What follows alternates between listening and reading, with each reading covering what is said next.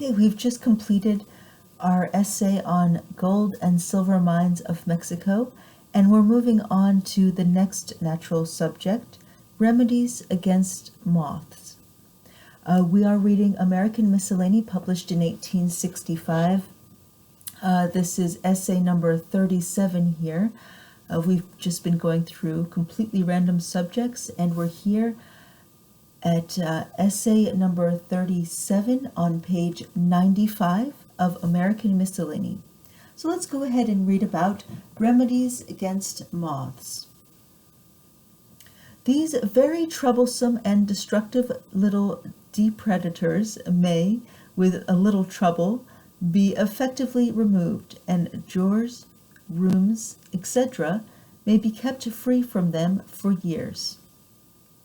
The hints given in the following remarks from the London Magazine will be valuable to those good housewives who have not hitherto availed themselves of similar means for the extermination of this insect. The writer says, "It is an old custom with some housewives to throw into their drawers every year a number of fir cones, under the idea that their strong resinous smell might keep away the moth. Now, as the odor of these cones is due to turpentine, it occurred to Reaumur to try the effect of this volatile liquid. He rubbed one side of a piece of cloth with turpentine and put some grubs on the other, and the next morning they were all dead." And strange to say, that's not, of course they're all dead. They're on a piece of cloth with turpentine. Who wouldn't die? Okay. The grubs were all dead, and, strange to say, had voluntarily abandoned their sheaths. On smearing some paper slightly with oil, and putting this into a bottle with some of the grubs, the weakest were immediately killed. The most vigorous struggled violently for 2 or 3 hours, quitting their sheaths, and died in convulsions.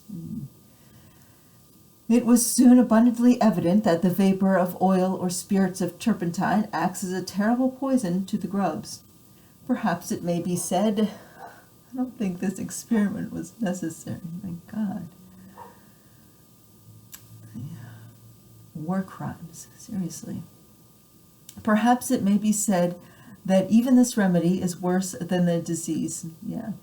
But as Reaumur justly observed, we keep away from a newly painted room, or leave off for a few days a coat from which stains have been removed by turpentine. Why, therefore, can we not once a year keep away for a day or two from rooms that have been fumigated with turpentine? Sounds fun. It is, however, surprising how small a quantity of turpentine is required. A small piece of paper or linen just moistened therewith, and put into the wardrobe or drawers a single day, 2 or 3 times a year, is a sufficient preservation against moths. A small quantity of turpentine dissolved in a little spirits of wine, the vapor of which is also fatal to the moth, will entirely remove the offensive odor, and yet be a sufficient preservative.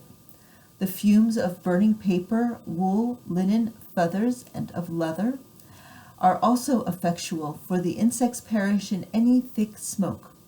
But the most effectual smoke is that of tobacco. A coat smelling but slightly of tobacco is sufficient to preserve a whole drawer. The vapor of turpentine and the smoke of tobacco are also effectual in driving away flies, spiders, ants, earwigs, bugs, and fleas. Don't want to be in that home.